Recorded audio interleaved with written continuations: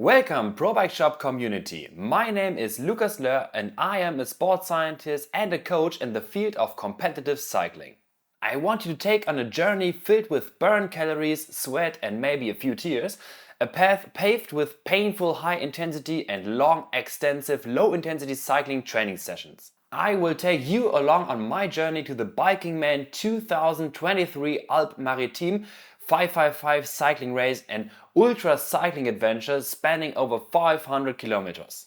In this race I will face 14,000 meters of elevation through the French Alps, and to make it even more challenging, a significant portion of the route will be on gravel roads. This means I will likely spend over maybe 30 hours in the saddle during this event, trying to enjoy it as much as possible. This sounds crazy? Yes, it does.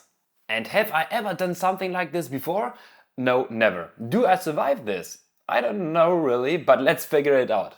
But to start first with the serious, let me tell you something about me. My personal sports background in cycling is more focused on high-speed events like longer road races, short crit races where we race through curves at over 40 km/h, or competing gravel races like the World Championships in amateur cycling where we're completing 3 or 4 hours long gravel road races through different countries in Europe.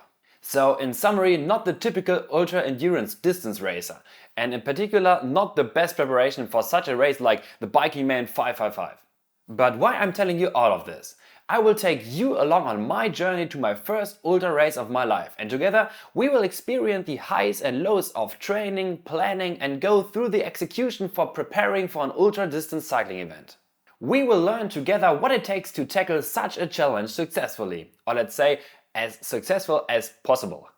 So what we will do, little background to this, I am the CEO of Science, and Science is a sports cycling platform for every discipline. We will explore the Science Ultra Training Plan together, and I will show you the factors you should consider in the preparation of an ultra endurance event during your training. In the Science featuring Biking Man series, we will learn about training structures for preparation for an ultra distance bike race. I will show you why high-intensity HIIT training sessions can be beneficial for a 500 km race and how to optimize your nutrition strategies during training and at least for the ultra race itself. You can expect a video series where we will embark on the ultra endurance experiment together. So stay tuned and join me on the road to Biking Man 2023. Now let's take a look at some key details about the main event. What can I expect at the Biking Man? As I mentioned before, the event covers a distance of just over 500 kilometers. The entire route includes a total of 14,000 meters of elevation gain, a pretty tough challenge. Furthermore, more than 100 kilometers of the route consists of gravel sections. This means I can expect to make efficient progress on smooth tarmac, but in some sections, despite intense efforts, I may struggle to make many kilometers in a period of time because of rough and rocky pavement. I know this will be tough, and I'm really looking forward to how I'll complete this task. This will also be a serious test of what equipment would be ideal to use for this event. Do I try to be as fast as possible, stay a little bit more aero, or getting more comfortable? Do I choose wider tires, and how much stuff do I try to take with me? But we will discuss this together as well in the upcoming videos. So now some key facts. When does the event take place? The event starts for me at September the 15th. As of today, that gives me about 10 weeks of preparation time, which I will undertake together with all of you. By the time you see this video, I'm probably already fully immersed in training and maybe questioning every life decision I've ever made. But to start first, let's take a closer look on the elevation profile of this course. The race will start in Valberg, a small village in the southern French Alps in the Alpes Maritimes region. When taking a closer look on the course, we can see that the first half of the race is filled with numerous climbs, each accumulating around 1,000 meters of elevation gain. So I might spend every time up to 2 hours climbing before enjoying a rewarding descent. The first half of the race already accumulates 8,000 meters of elevation gain. I will have to be very careful, especially at the beginning when my legs are still fresh, my carbohydrate stores are filled and motivation is high. It's easy to fall into the trap of choosing a too fast pace.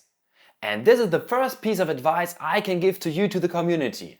Don't let yourself get caught up in the situation of going too hard at the beginning of a long ultra distance race. Especially in the first hours of such a race, motivation is very high and your legs might seem more powerful than your actual capacity would suggest.